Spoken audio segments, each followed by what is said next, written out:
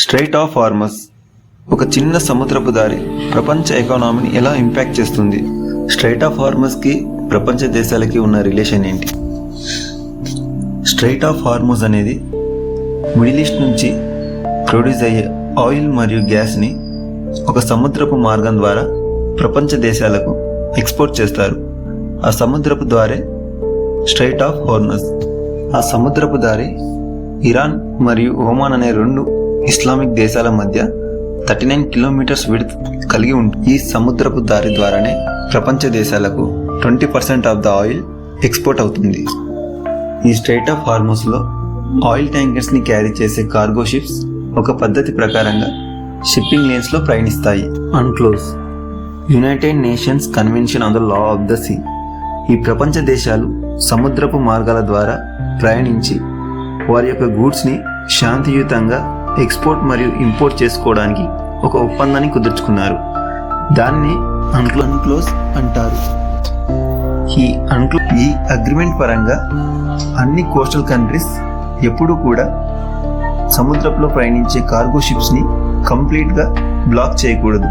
Present Israel మరియు Iran గొడవల వల్ల స్ట్రైట్ ఆఫ్ హార్మస్ గుండా వెళ్లే కార్గో షిప్స్ మీద ఇరాన్ తన మిసైల్స్ ద్వారా దాడి చేస్తుంది. ఇలా మిడిల్ ఈస్ట్ కంట్రీస్లో ఎప్పుడు గొడవలైనా స్ట్రైట్ ఆఫ్ హార్మస్ గుండా వెళ్లే ఆయిల్ ఎక్స్పోర్ట్ తగ్గుతుంది. చాలామంది స్ట్రాటజిస్టులు యుఏఈ, ఒమాన్ ఆ రెండు దేశాల గుండా బైపాస్ కెనాల్ని క్రియేట్ చేయాలనుకున్నారు. అలా చేస్తే ఆయిల్ని చాలా ఈజీగా ఏషియన్ కంట్రీస్కి ఎక్స్పోర్ట్ చేయొచ్చని భావించారు. కానీ అలా బైపాస్ కెనాల్ని బిల్డ్ చేయడానికి చాలా ఖర్చు అవుతుంది. అప్రాక్సిమేట్గా hundreds of billions of dollars ఖర్చు అవుతుంది. Oman country side Hajar mountains ఉంటాయి. అవి చాలా హ్యూజ్గా అన్ఫ్లాట్గా ఉంటాయి. వాటిని కట్ చేయడం చాలా హ్యూజ్ టాస్క్. ఒకవేళ బైపాస్ కెనాల్ బిల్డ్ చేసినప్పటికీ ఇరాన్ అనే కంట్రీ తన మిసైల్స్ ద్వారా ఈజీగా అటాక్ చేయగలుగుతుంది.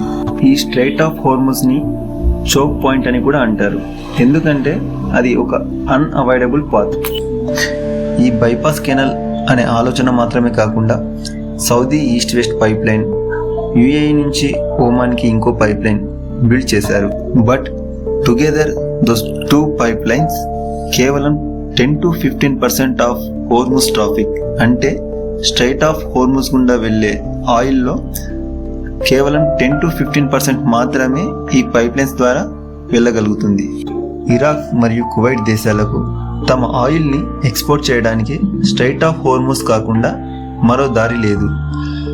ఈ దారి గుండా ఆయిల్ మాత్రమే కాదు, గ్యాస్ కూడా ఎక్స్పోర్ట్. క్వాతార్ అనే దేశం వరల్డ్లోనే one of the top gas exporter.